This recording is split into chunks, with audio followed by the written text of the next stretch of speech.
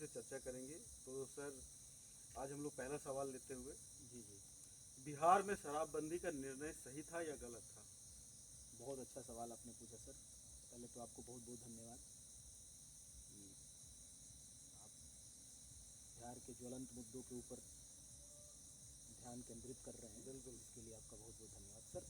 सबसे बड़ी बात है कि शराबबंदी जब हुआ था 2016 में हुआ था, अप्रैल के महीने में शराबबंदी हुआ था, तो उसका मेन उद्देश्य था महिलाओं के ऊपर हो रहे अत्याचार को दूर करने के लिए शराबबंदी का निर्णय लिया गया था।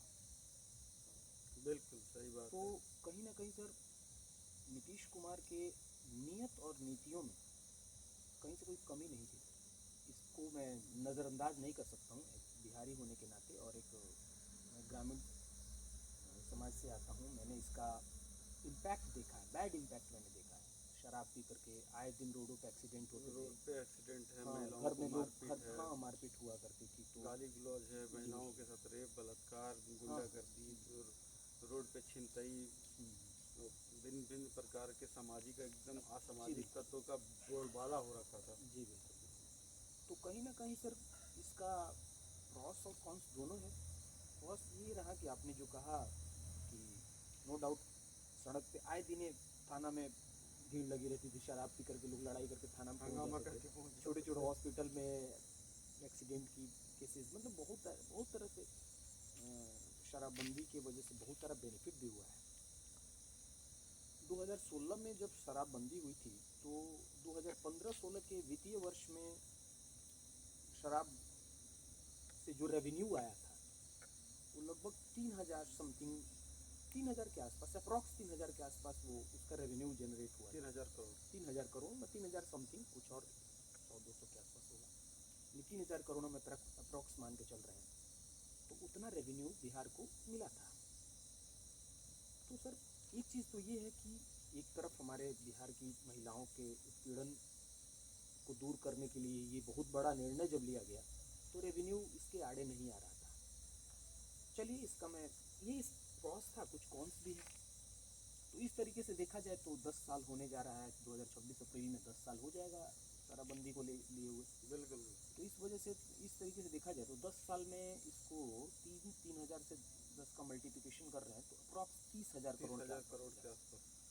चलिए, ये भी, यदि यदि ये महिलाओं के साथ उत्पीड़न ना हो, बिहार स्वच्छ रहे, बिहार में रेप ना हो, बलात्कार ना हो, महिलाओं का उत्पीड़न ना हो, तो 30,000 करोड़ बहुत बड़ी बात नहीं, वो बहुत जनता बहुत की भलाई के लिए जनता ये की माना भलाई के जाएगा लिए ये कि सारी कोई स्कीम बात आती है। नहीं। लेकिन कुछ इसके कॉन्स ये हैं सर कि जो शराबबंदी यदि एक्चुअल में होती सर, मैं तो वहाँ का रहने वाला हूँ, तो मान लेते कि शराबबंदी सही बात है।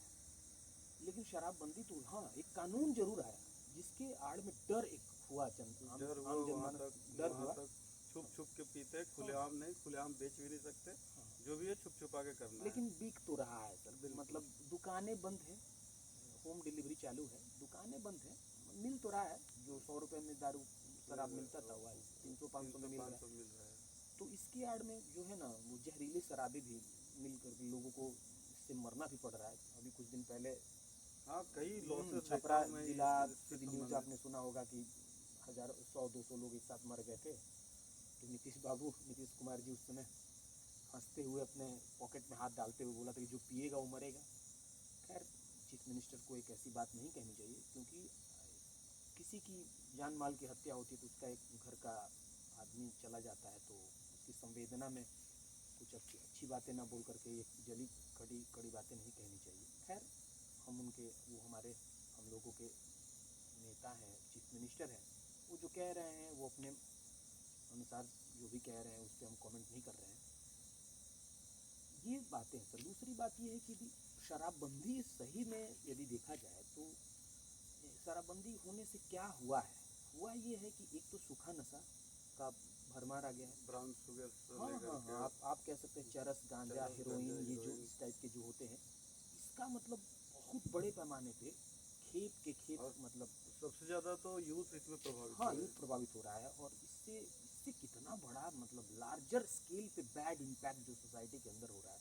कई बार नहीं तो करते। नोटिस किया गया है कि ब्राउन शुगर खरीदने के लिए यूथ चोरियां कर रहे हैं, डकैतियां कर रहे हैं, उनको छिनतई कर रहे हैं, बिल्कुल बिल्कुल मारपीट कर रहे हैं। और ये बिल्कुल सोसाइटी में जहाँ तक कि शराबबंदी को देखा जा रहा था कि ये एक गुड इम्पैक्ट डालेगा, तो उसके एवज में बैड इम्पैक्ट ज़्यादा डाल रहा है। रेवेन्यू भी चला गया है, इम्पैक्ट भी ज़्यादा जा रहा है, लोग तो ऑलरेडी मर ही रहे हैं, झगड़ा हो ही रहा है, शराब बिक ही रहा है, सारा कुछ हो रहा है, छिनतई भी बढ़ चुका है, थाने में मामले भी आ रहे हैं, ब्राउन शुगर का धड़ल्ले से बिक रहा है हर जगह। बाकी सारा कुछ एकदम ऐसा चल रहा है जैसा सिक्वेंशियल हो रहा है सब। बिल्कुल बिल्कुल ये सब सारी बातें तो हैं ही सर। शराबबंदी के जो आपको मैंने प्रॉस बताया, कॉन्स भी यही है। लेकिन यदि शराबबंदी हुई होती एक्चुअल में, तो हम मान लेते शराबबंदी हुई है। बिल्कुल बिल्कुल, ड्राई स्टेटमेंट ड्राई स्टेट। हाँ, वो नहीं हुआ सर, वो नहीं हुआ। और शराबबंदी के नाम पे जो धंधा गोरख धंधा चल रहा है, एक और बात इसमें ऐड करना चाहूँगा सर कि यदि कोई कह रहा है, कोई लीडर कह रहा है कि शराबबंदी ने बिहार की महिलाओं के सम्मान में बड़ा अच्छा निर्णय था, तो उन नेताओं को ये भी सोचना चाहिए कि क्या बिहार की महिलाएं ही केवल महिलाएं हैं? क्या उत्तर प्रदेश, झारखंड और भी सारे स्टेट की महिलाओं के बारे में नेताजी लोग को नहीं सोचना चाहिए? इतना बिल्कुल जब बिल्कुल शराबबंदी, हमारे प्रणेता जो हमारे प्रशांत किशोर साहब हैं, वो हमेशा कहते हैं कि शराबबंदी इतना ही अच्छा लड्डू है, तो यूपी की महिलाओं को, एमपी की देश महिलाओं भर को के सभी राज्यों में बंटवा देना इससे चाहिए। वंचित क्यों रखा गया है? उनको भी लड्डू खिलाइए। इसका देखिए क्या हो रहा है। देखिए जितने बिहार के बॉर्डर वाले इलाके वाले स्टेट हैं, आप चलिए यूपी में, यूपी का जो पूर्वांचल का एरिया है, बिहार से सटा हुआ है, वहाँ पे देखा गया है कि मतलब 4-5 साल के अंदर कि धड़ल्ले से शराब की दुकानें खुल रही है। और उनका जो और बॉर्डर पे ट्रक की ट्रक माल इधर नेपाल के रास्ते, झारखंड के रास्ते, समझ रहे हैं आप, इतना खेप का खेप आ रहा है। तो चलिए, मैं इस चीज़ पे क्या कमेंट कर सकते हैं? गरीबी बहुत ज़्यादा है, लोग अपना उपाय तो ढूंढेंगे ही, है ना, इस पे कमेंट नहीं। लेकिन मैं ये जानता हूँ शराबबंदी निर्णय सही हो सकता है, इम्प्लीमेंशन जो उसका ग्राउंड पे हुआ वो ठीक से नहीं होने के कारण इसका एक्चुअली अफसर शाही के चलते और भ्रष्ट पुलिस प्रशासन और भी बहुत सारे चीज़ें जो है, जो कहीं ना कहीं ऐसा लगता है साठ घाट से, कहीं ना कहीं ऐसा लगता है जो मतलब जो लॉ एंड ऑर्डर सही में ऑपरेट होना चाहिए वो हाँ बिल्कुल, कहीं लॉ ना एंड कहीं ऑर्डर, चूक हुआ है। पूरी प्रशासन शराब की खेप पकड़ने में लगी है, और कहीं लॉ एंड ऑर्डर जो डिस्टर्ब हो रहा है, इसमें तो कहीं ना कहीं रोल तो हो ही रहा है शराबबंदी का। बैड इम्पैक्ट बहुत बड़ा हुआ है सर, है ना। जो ये सारी बातें हैं, अब इन सब अब एक चीज़ और है, अब रेवेन्यू की भी बात सोचनी होगी। अब लोग कहते हैं कि शराबबंदी, कुछ लोग तो प्रशांत किशोर का कहना है कि जिस दिन मेरी गवर्नमेंट बनेगी, वो दिन मैटर ऑफ आवर्स में, बिल्कुल। मैटर ऑफ आवर्स में शराबबंदी का फर्जी कानून खत्म कर देगी। बात गौर कीजिए, फर्जी कानून उन्होंने कहा है। तो लोग उन पे कमेंट करते हैं, आप गांधी जी का फोटो अपने उसमें लगाए हैं, और गांधी जी तो शराबबंदी के खिलाफ थे। तो प्रशांत किशोर जी ने बड़ा अच्छा, प्रशांत किशोर जी की बात को सुनने के बाद तो भाई समझ में आता है कि कोई भाई तोड़ ही नहीं है। उन्होंने कहा गांधी जी शराबबंदी के खिलाफ नहीं थे, शराबबंदी के कानून बनाने के पक्ष में नहीं थे। गांधी जी शराब पीने को अच्छा नहीं कहते थे, गांधी जी शराब पीने को अच्छा नहीं कहते। उसी प्रकार गांधी जी शाकाहार को अच्छा मानते थे। इसका मतलब ये नहीं कि मांसाहारी जो खा रहा है उसके लिए कानून बना दीजिए, मांसाहारी खाओगे तो जेल में डाल देंगे, मांस खाओगे तो जेल में डाल देंगे। ऐसा तो कानून नहीं होना चाहिए ना। बिल्कुल इस देश में आपको सबको अपना अपना खाने पीने का, कपड़ा पहनने का, धर्म चुनने का, रिलीजन का फ्रीडम, ये सब फंडामेंटल राइट्स के अधीन फंडामेंटल आता है। राइट्स में। आप उसको एक्सप्लॉइट वो नहीं कर सकते हैं। तो ये सारी बातें हैं जहाँ पे एक इंटेलेक्चुअल लेवल पर लोगों को आकर सोचना चाहिए। शराबबंदी तो है, कितने घर को शराब ने बर्बाद कर दिया है, इतने घर के नौजवान, बूढ़े बुजुर्ग, मतलब खेत खलिहान मकान सबका बिक गया, बच्चों को पढ़ाने के लिए पैसा नहीं, लेकिन शराब पियेंगे लोग। तो ये तो सर कहीं ना कहीं इससे परिवार तो बहुत प्रभावित हुआ है सर। मैं इसके पक्ष में और विपक्ष में बात नहीं कर रहा हूँ, मैं बात कर रहा हूँ सही नीतियों का। बिल्कुल वो सही नीतियाँ होनी चाहिए, सही और नीतियों इंडिविजुअल लेवल पे भी प्रयास होना चाहिए। मैं यदि शराब पीना चाहता हूँ तो आप मुझे रोक नहीं पाएंगे, बिल्कुल। वो है तो ना। अगर बिहार ड्राई स्टेट है तो वो हाँ, यूपी जाके पी लेंगे। आप नहीं, जहाँ बिहार में भी पी लेंगे, बिहार में भी पी लेंगे, कहाँ रोक पाएंगे? आप कहाँ कहाँ कैमरा लगा के बैठे हैं कि हम ट्रेन में जा रहे हैं, इसी आप समझ ही रहे हैं कि मतलब कोई गुजरात से आ रहा है, मुंबई से आ रहा है, असम से जा रहा है, कहीं से जा रहा है, ट्रेन में अपना लेके जा रहा है, आप घर पे पहुंच जाएगा, कौन सा ट्रेन में चेक इन हो रहा है? हम तो कितनी बार गए हैं ट्रेन में, आज तक मेरा बैग चेक ही नहीं हुआ है। तो आप सोच सकते उतने हैं ना। लार्ज संख्या में ये सब करना तो संभव ही नहीं है। वही सारी बातें हैं, ये सब बातें हैं जो तो चलिए सर, इसको हम लोग आगे बढ़ाते हैं। हम लोग दूसरा नंबर सवाल पे चलते हैं। क्या सच में नीतीश कुमार का सेहत खराब है?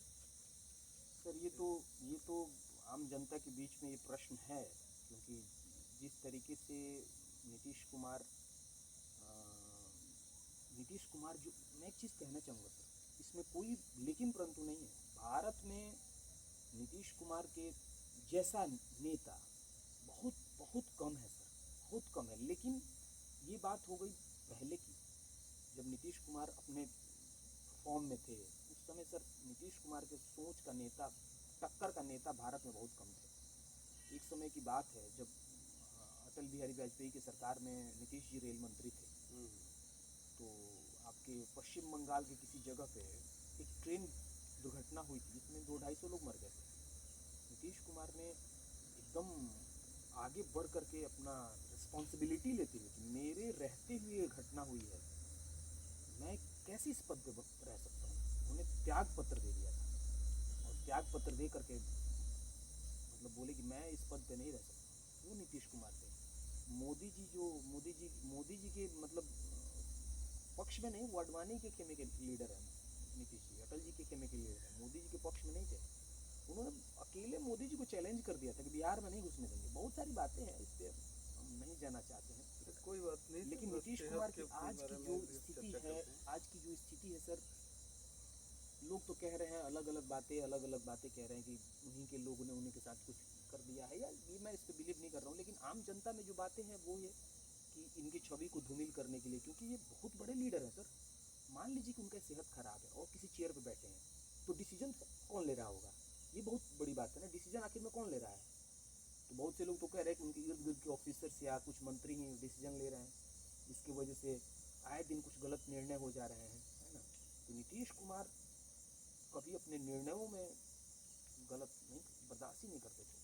प्रशांत किशोर जी जब उनके साथ रहते थे, एक बार एक किस्सा बता रहे थे प्रशांत जी, हम लोग बैठे हुए थे उनके साथ, तो एक किस्सा बता रहे थे, वैसे बहुत सारे इंटरव्यू में भी सुनने को मिलेगा।